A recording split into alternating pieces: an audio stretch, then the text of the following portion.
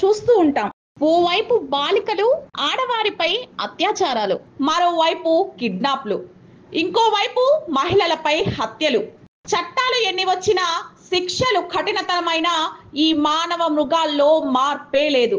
ఓ మహాకవి చెప్పినట్టు, ఈ సిగ్గులేని మానవ మృగాల్ని నిగ్గదీసి అడగాలి ప్రతి మహిళ. ఓ శివంగివై గర్జన చేస్తూ ఈ మానవ మృగాలు సిగ్గుపడేలా మనమంతా ఒక్కటై గర్జిద్దాం. ఈ సమాజంలో ఉన్న మానవ మృగాలకు సిగ్గు వచ్చేలా పోరు నడుపుదాం. రండి, కదలి రండి.